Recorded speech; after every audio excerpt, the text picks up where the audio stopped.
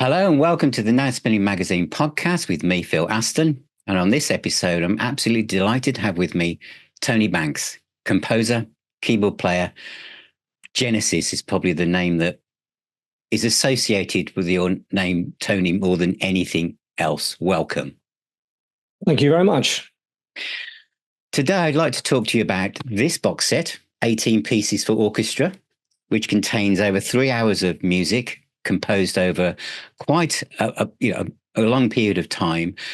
And from my own observations and all the people I've talked to, when I talk to keyboard players from your generation, it's usually classical music that has opened the world of music to you. If it's a guitarist, it's usually the blues, and it's a drummer, it's usually jazz. And I'm thinking of people like John Lord, Keith Emerson, Rick Wakeman, and obviously yourself. But for you, when you started to learn piano, your first teacher wasn't someone who inspired you to listen to classical music straight away, was it? Well, not really. I mean, it depends how far back you want to go. I mean, I think I was inspired to listen to classical music by my mother. I mean, she had a good collection, but as I said, I think before, in those days, you were dealing with 78s. So if you wanted to listen to Rachmaninoff's Second Piano Concerto, you had about a dozen discs, and you had to keep lifting them up and putting them back on again. And so it wasn't the greatest way to listen. And I think when the sort of the 33s, as they were, came in after that, that was when you could really start listening, I suppose. And I got introduced initially by the show tunes, I think. And then at my school I went to when I was 7, they used to have an evening every week where they'd play records. And I used to really enjoy that. So that was sort of where it all came from, really. My early teachers, I mean, the one you're talking about is probably the first one I had when I was 13. Yeah. And he didn't really suit me. And he was I think he got rid of me, but he also accepted that we weren't good for each other. And I got a second teacher at that point who was very sympathetic with where you wanted to go. When you, obviously Genesis were incredibly successful for decades. Were there specific Genesis tracks where you kind of, your love of classical music that came out in the writing and composing? I know you and Steve had like a classical background. Were there some tracks where it was sowing the seeds for where you've gone later in your career? Well, I think it's sort of present in an awful lot of it, really. I mean, it's just, the techniques and the chord sequences and everything that I got, particularly from piano players like Rachmaninoff and Ravel, I think, stayed with me very much, and able to use some of those techniques that you get from classical works within the Genesis stuff. I mean, obviously, I've said before, but obviously the lamb lies down, the sort of cross hands thing was sort of very much a Rachmaninoff kind of thing, and it worked very well for pop music because it sort of can play 16 to the bar very easily like that. It sounds more complicated than it is because you're using every other hand every other time, so you're actually playing half speed. You appear to be playing, which is quite good. And then obviously just in terms of the kind of range of chords, I think. Came partly from the classical composers I've mentioned, but also obviously from show tunes, Richard Rodgers and Bacharach and Brian Wilson and people like that. There was a sort of I've always liked interesting chords and chord changes and everything, and that's one of my main contributions to Genesis. I like to try and avoid it. I mean, sometimes too consciously try to avoid natural straight chord sequences. But to me, that was what made it interesting, and we were able to be successful doing that. So I don't have any regrets about that. No, and it's wonderful how Genesis, when I first discovered the band, I was still at school, and it was albums like Trick of the Tail, and obviously how you went through the 80s, and it became more kind of pop centric. But when you decided your solo career, at what point did you think, I'm not going to do a traditional solo album now, I'm going to have a go at doing a classical album? What was the real motive for that was when we did the Calling All Stations tour with Ray Wilson as a singer, which I thought I enjoyed actually very much. The album maybe wasn't quite up to the scratch of some of the other albums, but I think we could have gone somewhere, but we decided not to. And I thought, well, I'm still at that point, I was still in my 40s, and I thought, well, do I concede now and just go and do something else, which was certainly a possibility. But I thought, well, before I do that, let's have a go at doing orchestral music. I'd done this, as a film score many years ago with Michael Winner. Yeah. And this one little theme I'd written just sounded so lovely with the whole orchestra playing it. When I thought, I really must have a go at this.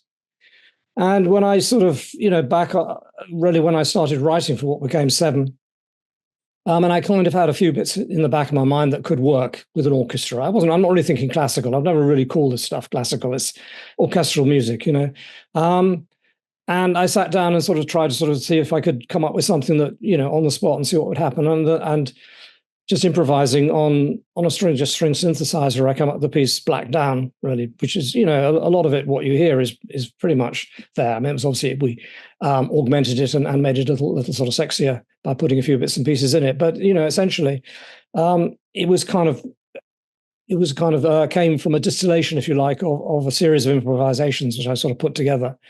And I thought this was a really worthwhile thing that I would really like to put on a record and have people hear. And so that was what really got the whole thing going. And I said I had 2 or 3 pieces around as well, which I was pretty happy with.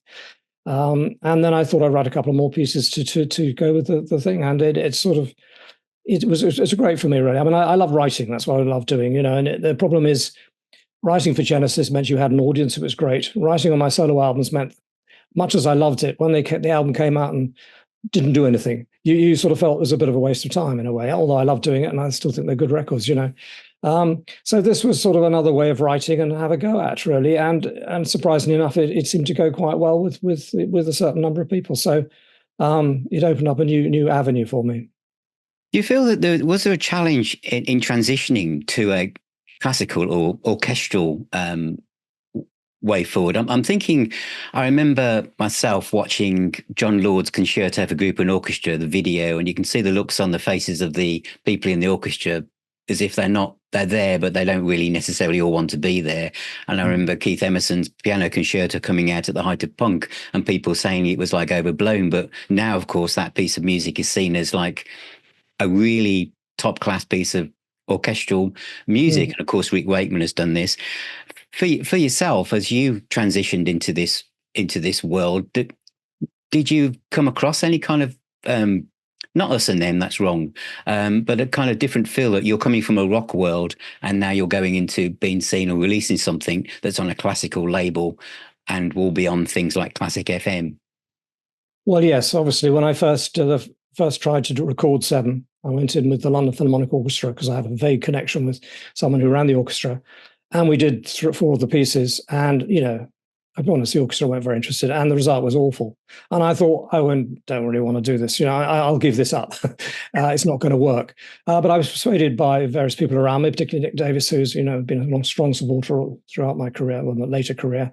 And we decided to go in with a different conductor and go in a different approach and try and be more prepared. Still went in with the London Philharmonic Orchestra. They were kind of mixed in terms of their enthusiasm for it. Some of them were dead bored, there's no doubt about it. The brass players were sort of reading the mirror, going and that. And I had one slightly difficult lick that had to be played in on that. And they sort of struggled with it. And I said, okay, well, let's try it. We did it as a separate pass. And then we did it a second time. And they didn't want to do a second time because they were frightened I was going to double track it. And I thought, well, I just can't take all this. I understand that the money you get paid in these orchestras is not fantastic. But I thought this is difficult. Anyhow, I thought 3 or 4 of the pieces on Seven, particularly the slow pieces, really worked out well. I thought maybe the last piece was the one that really suffered. Is that Spirit of Gravity? Yeah, they couldn't really get to grips with the rhythms and stuff. But the leader of the orchestra actually was very good, and he kind of demonstrated how to play it to the rest of the orchestra, and they sort of got it in the end, I think. And there was, the flute player was lovely, and there was lots of people in it who were great, but they weren't.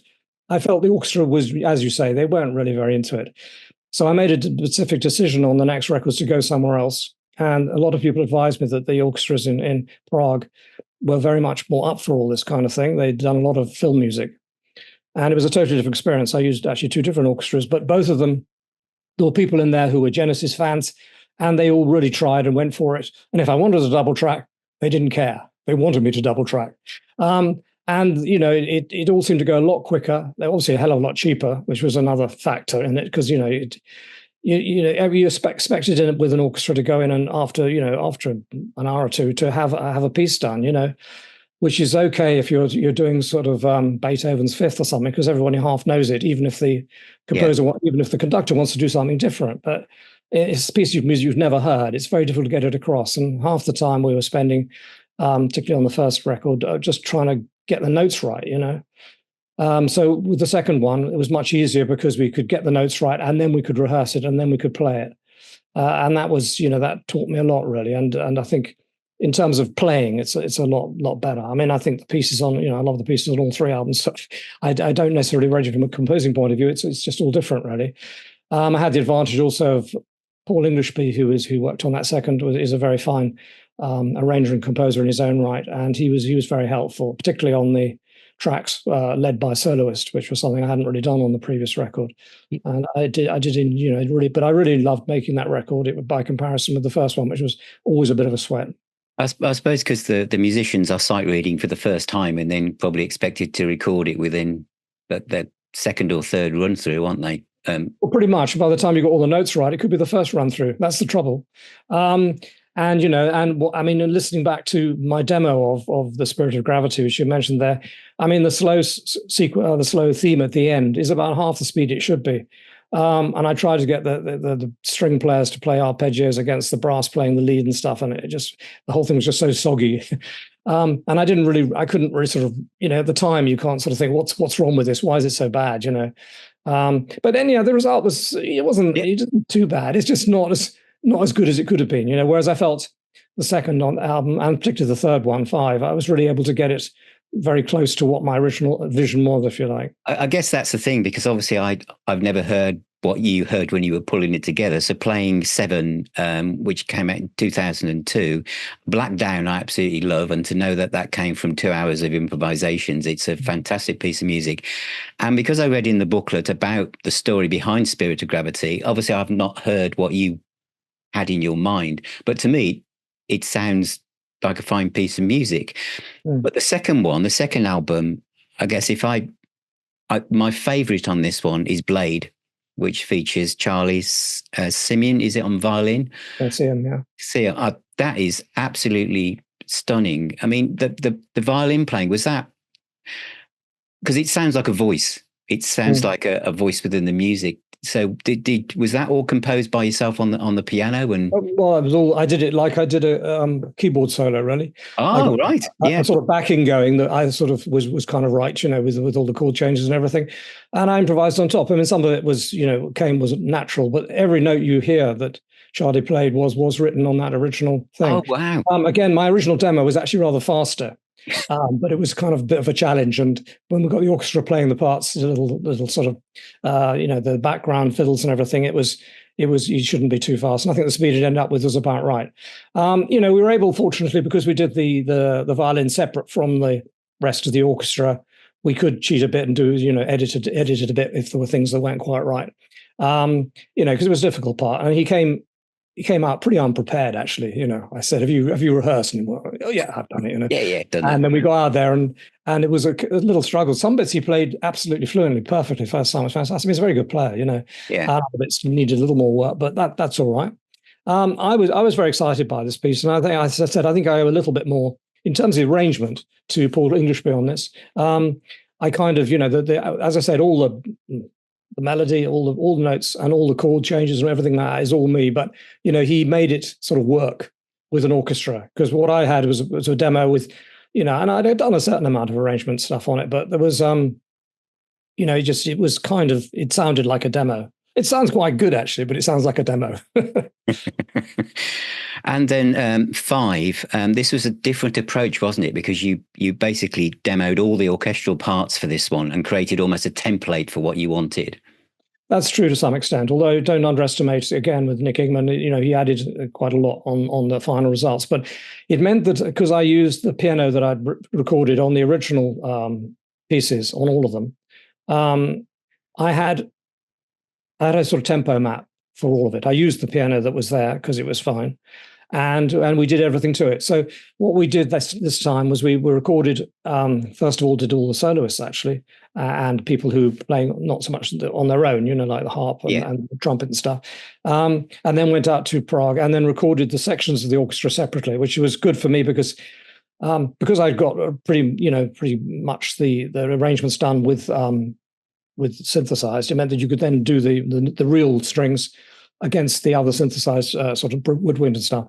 And it just seemed to, for me, I mean, I could control the whole thing a little bit more, because otherwise, when you're doing it on the fly, you kind of like, you have to compromise all the time with tempo, with parts a little bit, with balance and all the rest of it. Whereas with doing this, I could get it pretty much how I wanted it. And particularly on the opening piece, Prodigy of a Million Years, I sort of feel I got everything pretty much exactly how I had it in my brain. So that was quite exciting, really. And again, had used a different Prague orchestra this time. And again, they were just wonderful, really. They were so sort of enthusiastic and into it and everything. The flute player who played the little solo part on the, I mean, she played all the way through, actually, but on that prelude, I mean, I'd done this piece, or a version of this piece, at the Cheltenham Music Festival, which I was commissioned for, with the Bournemouth Symphony Orchestra.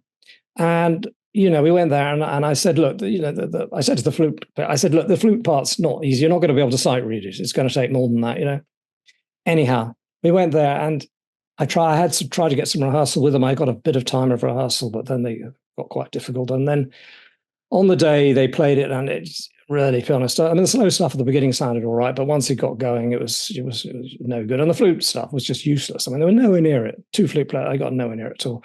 So I was very disappointed with all that. And it finally was totally convinced me that I didn't really want to go to an English orchestra again. So I went back out to to Prague, and as I said, I mean, she was brilliant. She played beautifully, and first time it was she'd done her own, and when she finished it, the rest of the woodwind players all clapped her, because it was it's not an easy part, and she just did it straight off, and it was wonderful. Wow. And that was kind of how it was out there, really, for me. All the people, most of the time, they did it how you wanted it. And I sort of got pretty much the result I was after. And then, as I said, with Nick, added quite a few little fiddles and stuff, particularly percussion-wise, which I'm always a bit lazy with when it comes to the demos. I'm not very good with orchestral percussion, much as I love it. So, we got a result that I was very happy with. My favourite pieces on that, apart from the opening one, is Ebb and Flow, which sounds like the soundtrack from a film that hasn't been made yet. Absolutely love that piece of music. And also the last one, Renaissance. And I think that this one edges it for me. And I think because the use of the choir, because it just blends in so well. And also the violin that appears at about 4 minutes mark, but obviously bubbles up to the surface several other parts towards the whole piece. But that, for me personally, Renaissance is just absolutely spellbinding. Well, I was very pleased with it. It started off as I was listening to some old tapes I had, and I heard this little bit, and I thought which was really interesting, which is actually the first, the first minute of the piece was sort of pretty much there, and I thought, well, that's really nice. I should try and do something with that, and it sort of developed, and and then there's a complete sort of mood change in the middle when the piano sort of like suddenly dominates and everything, which is kind of like it was just sort of piece of music I wrote. To go there, really. I just thought it was a very sort of triumphant and optimistic piece, Still ended with a little slightly spooky ending, which I can't resist, with one of those chords I love. But no, I was very happy with it. Right after I'd written, because we'd done the other songs, and I knew I needed another one, and so I wrote that one pretty much, after that first bit. After that, and the interweaving of the violins and the in the first part, there's interweaving between the string and the oboes and stuff like that, which I think is wonderful. But then, as you said, the violin player, it was just like, there's a little bit of break, I think, in the second half, actually, where he breaks down to him. And it's like an old-fashioned movie. Yes, it is. It brings tears to your eyes. Yes, it does. It does. And he was a lovely chap, actually. He was great. He was very into it and everything. And it was just one of those moments. And I think, I'll never forget that, because it just, I thought I was suddenly right back in sort of like watching Fred Astaire or something, it was just one of those things. So I love that. So, I mean, one of the reasons for putting out this box set was to try and get 5 to get a bit more attention on 5, because 7, did well, and 6 got quite a lot of play on Classic FM, but 5 kind of came and went very quickly. I think BMG, who originally handled the thing, they promoted it like a rock record, and it sold pretty well, but it sold all in the first week, which of course is no use in the classical world, because you want it to sustain, desperately. So it then went crashing out of the classical charts, such as they are, came in at number one, knocked off by Alan Titchmarsh reading poems, of course, which was, I thought, quite funny. But anyhow, it went without trace. So I just thought it would be nice to try and, that was the reason for doing it. So other people around me said the same thing. This needed a bit more.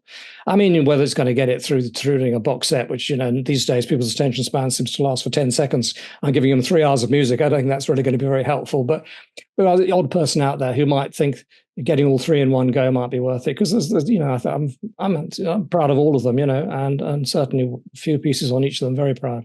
I mean, it definitely progresses. I've played them. I've been playing them for the last few weeks, and yes, 5 is the one that I play the most, and I love the way it sounds. We're talking about the classical music chart, and almost thinking about what is classical music. In Music Week, the latest edition, in the classical music chart, Max Richter has 4 entries in the top 20, and Audi has 5, and then Howard Shaw has a couple. That's literally half the top 20 taken up by 3 artists, which always just seem to be there. Have you ever thought of doing like a kind of scale back, just piano classical stuff? Because I'm trying to think how these people seem to be they're very successful, but well, I mean, in terms of sort of Howard Shaw, it's not. I mean, the film thing is massive. Yeah, and adverts. Known for writing film scores, and he writes very good film scores, and they're in films that have been very successful. I've written three or four film scores of films that have not been very successful, so no one ever hears them, which is fine, and they weren't necessarily my best pieces of music anyhow. But so that just to do it, I don't know how people sort of do it. You get a reputation, people like it, and then they listen to it, and as I've said before, I mean, the problem with a rock musician doing sort of orchestral music is that the classical boys don't take you seriously, and they think, oh, well, this is not really worth taking. And the rock guys don't like you because there's no drums, which is fair enough. So you fall between 2 stools a little bit. So you need the people, and people who liked what I've done in the past, which is the sort of the more elaborate kind of stuff. Listen to these things, and they seem to like them, but you can't. It's very difficult to break beyond that, and it would be lovely to have a little bit more, exposure. I mean, obviously you mentioned the ebb and flow and films and stuff like that. I mean, there is a lot of people who said that thematically a lot of the stuff could work well in films. I mean, obviously as they stand, they're too complicated, but you could take themes out of them and do things, and it would work well. I mean, visually they always conjure up quite strong visual images, Yeah, they do. That's part of what I do. Just because when you work with the orchestrators and you've done your demos, are you sort of saying to the orchestrator, this is the brass, this is for the woodwind, this is for the strings, or is that a kind of a relationship between both of you saying, well, we could add this, we could bring in the more strings here, we could bring, do you know what I mean? Because sometimes it could easily be just piano and very sparse. Yeah. Well, some of the pieces, would work with just piano. I mean, I have thought about it actually, but it's slightly varied on the three records actually. With the first one, Simon Hale did the arrangements on that, and I kind of, accepted what he'd done to a large extent. As I said, on a couple of them, it was fairly clear. I mean, like Black Down and like the one I think I ended up calling Earthlight, they were pretty much as they stood, because they were quite simple and everything.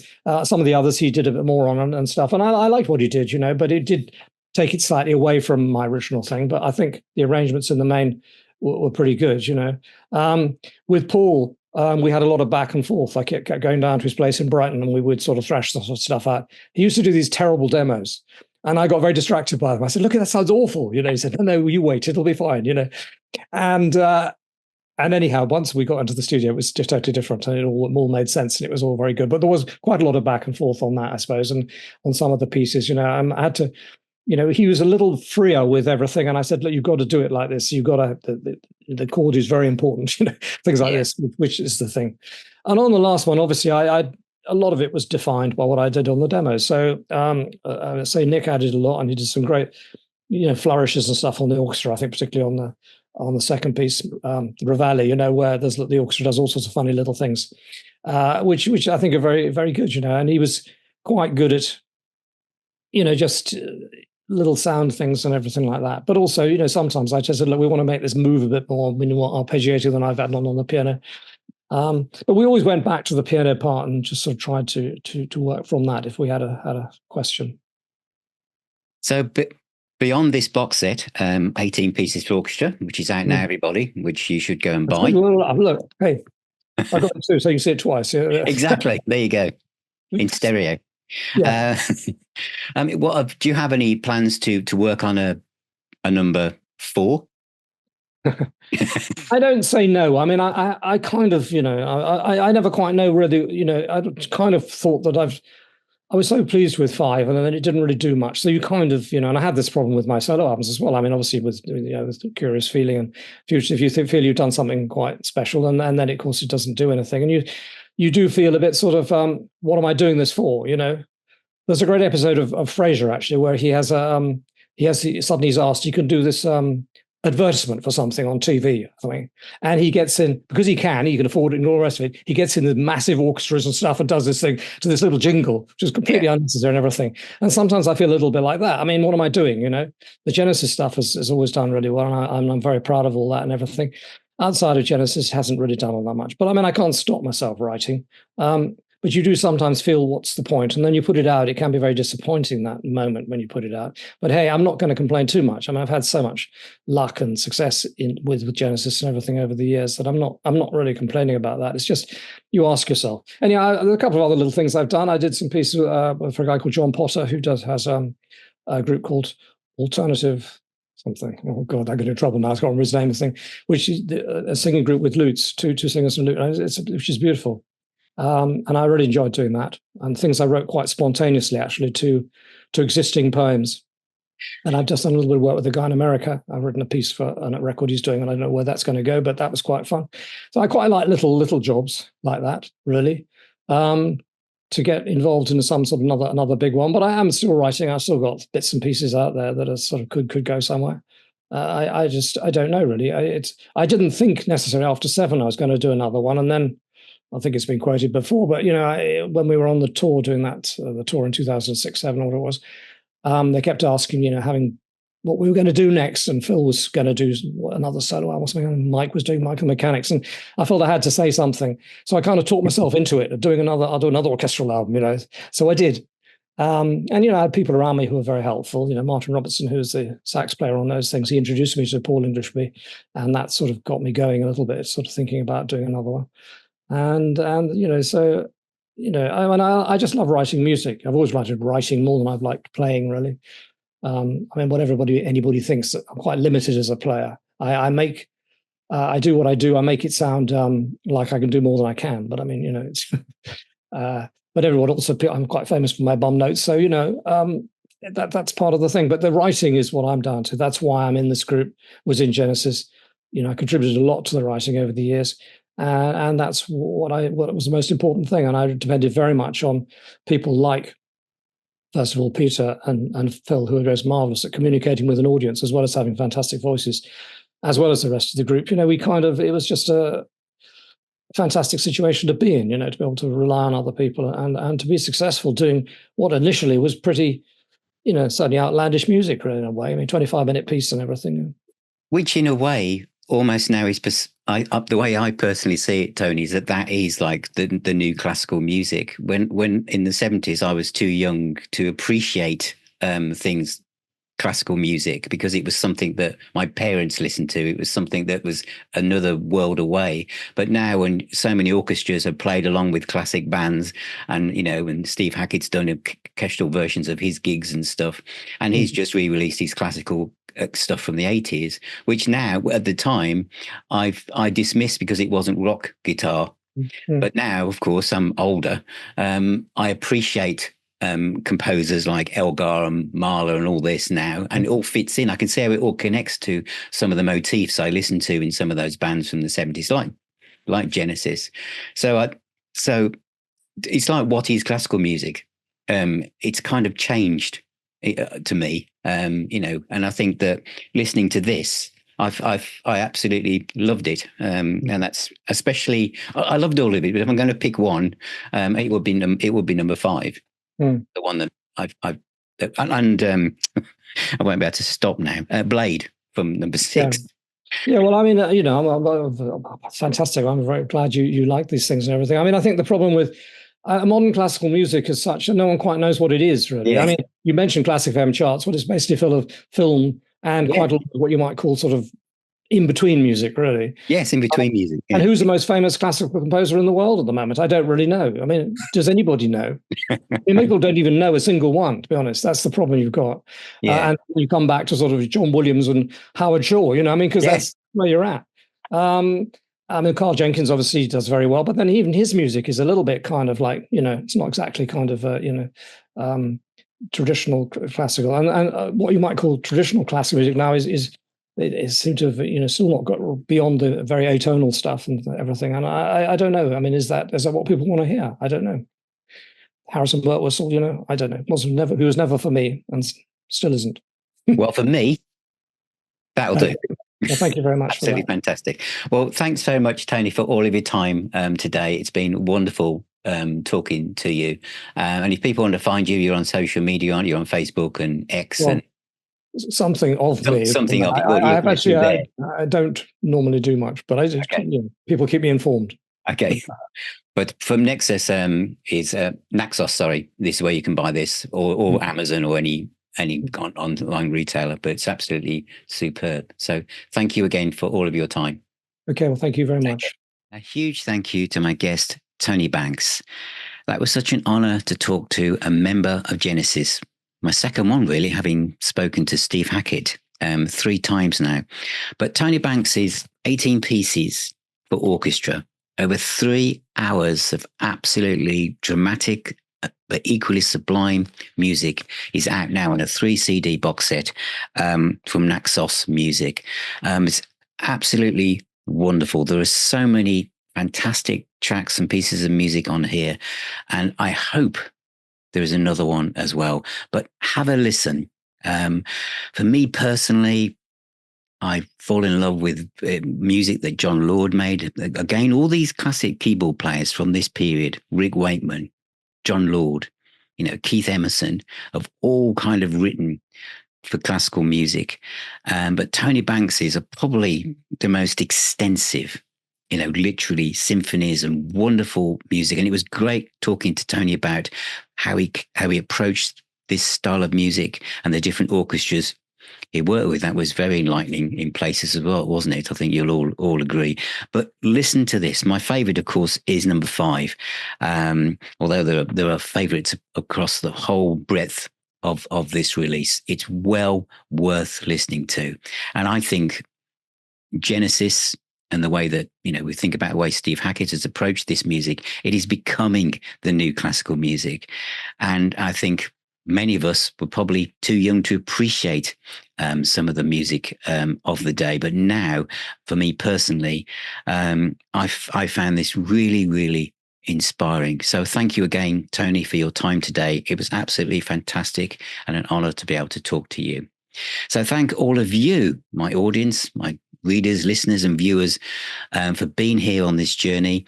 And remember to subscribe to the YouTube channel, to the podcast, which is on every major podcast platform. You'll find Now Spinning magazine. So please subscribe. Visit the website at nowspinning.co.uk. We also have merch, t-shirts and coffee mugs and all sorts of things. And that's at nowspinningmagazine.co.uk as well. So take care, all of you. Remember, music is the healer and the doctor. Keep spinning those discs, and I'll talk to you all very, very soon.